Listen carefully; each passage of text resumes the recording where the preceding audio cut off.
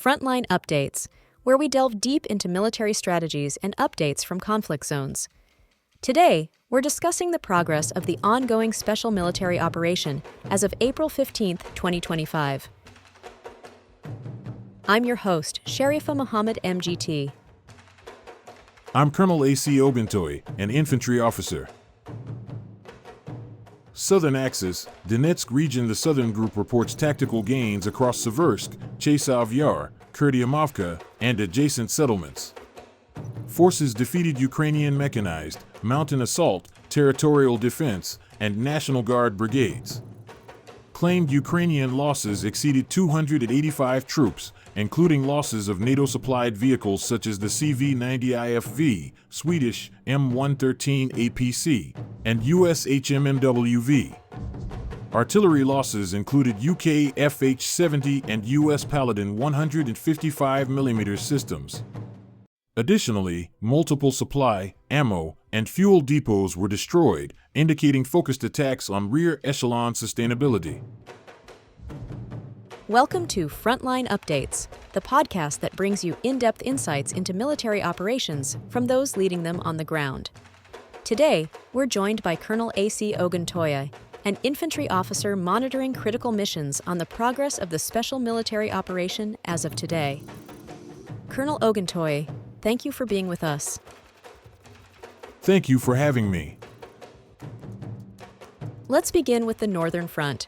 What developments have occurred in the Belgorod and Sumy regions, and what does this tell us about Ukrainian defensive posture there? The Northern Axis continues to be a pivotal theater in our operational schema.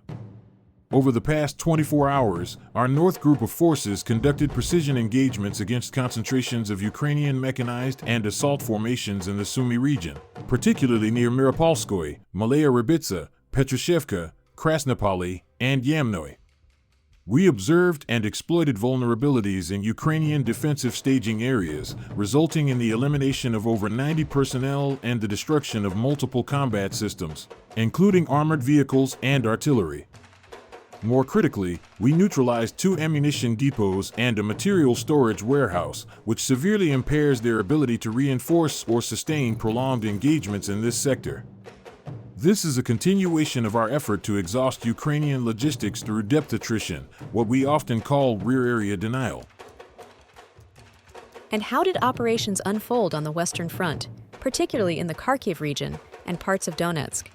We've seen this area become a hotspot for NATO-supplied systems. The West Group of forces carried out deliberate offensive maneuvers that resulted in significant tactical gains. In Kharkiv and northwestern Donetsk, our units successfully disrupted Ukrainian brigades, mechanized, assault, National Guard, and territorial units, across a wide battle space that included towns such as Rakhovka, Kamenka, and Novaya Kruglyakhovka. This front has become a funnel point for NATO's material support, and we've treated it as such. Our forces destroyed high-value Western assets, UK-made Braveheart and Polish-made Crab 155mm self-propelled artillery units, along with US-manufactured M198 howitzers.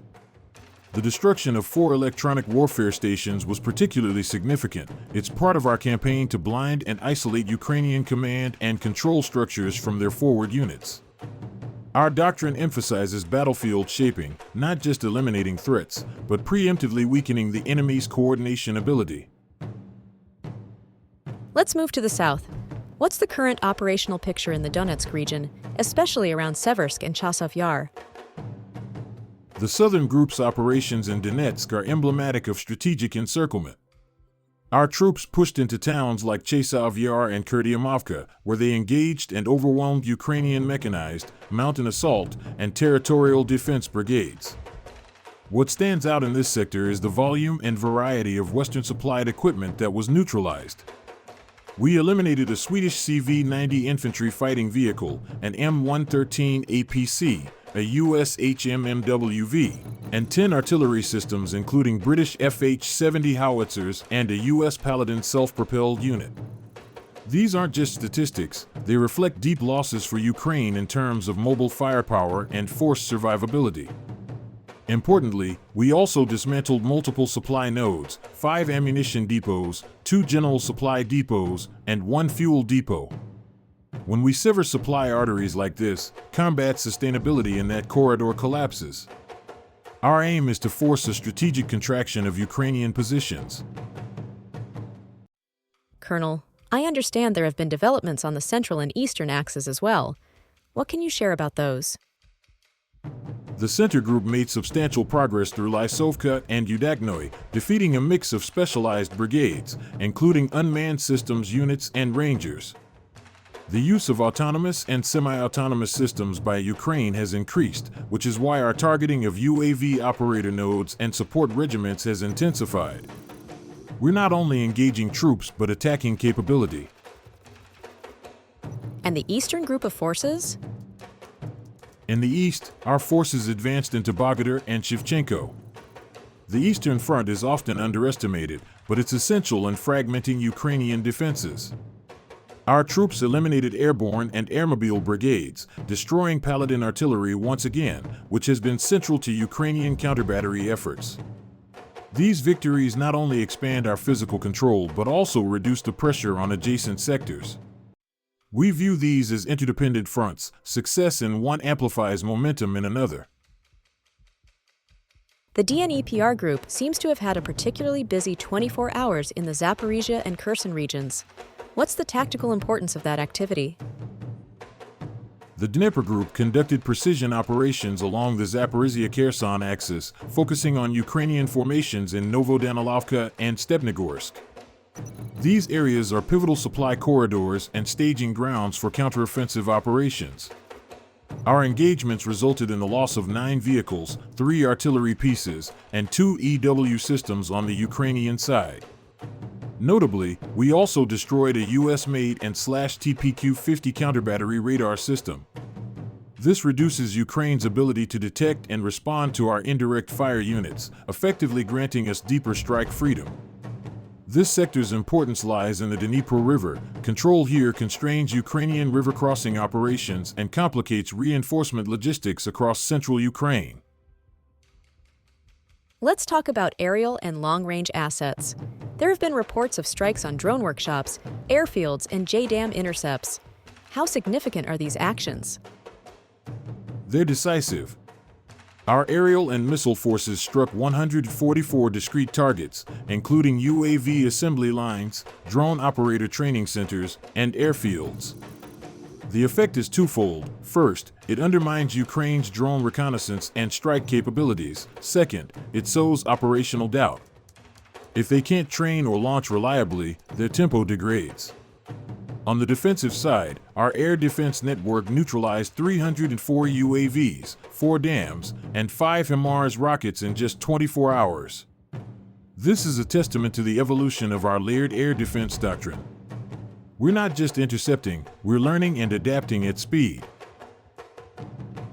Now, a major part of your update involved repelling Ukrainian offensives in the Kursk region. Can you elaborate on that development? Yes. Ukrainian forces attempted to penetrate Russian territory through the Kursk region, targeting Gornal and Oleshnya with combined arms brigades, including tank, airborne assault, and territorial units. Our North Group responded swiftly with both direct engagement and deep strike capabilities. We inflicted heavy losses, up to 200 personnel, multiple armored vehicles, and crucially, 2 HIMARS launchers along with their transport vehicles. These were high-value targets.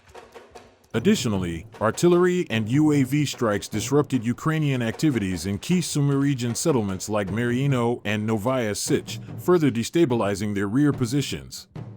This operation showcased the maturity of our defensive posture. We don't just hold ground, we respond with maneuver and firepower that forces the adversary to pay dearly for any attempted breakthrough. Colonel, can you speak to the cumulative attrition figures released in this briefing? The Kursk direction morale remains high across all formations. The cumulative figures, over 74,000 Ukrainian losses in the Kursk direction alone, tens of thousands of armored and artillery systems destroyed, are not merely symbolic.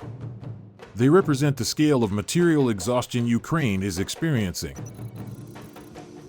Are these numbers shaping morale or influencing the broader strategic picture? Our approach has been methodical: deny maneuver, exhaust logistics, and isolate formations. These are core tenets of modern Russian operational doctrine. While we always advise external observers to apply critical scrutiny to wartime data, what's clear is the strategic trend: Ukraine's ability to sustain a high-intensity, multi-front conflict is being rapidly diminished. Colonel, thank you for providing such a detailed briefing on the current military situation. Your insights are invaluable to our understanding of the conflict's dynamics. And thank you to our listeners for tuning in. Join us next time as we continue to provide up-to-date coverage on global military affairs. Stay with us for more updates and expert analyses on global defense and security issues. Stay informed, stay secure. Thank you for having me. Today, in Gaza, Hamas rejected Israeli ceasefire proposals, and Israeli strikes continued despite Eid celebrations.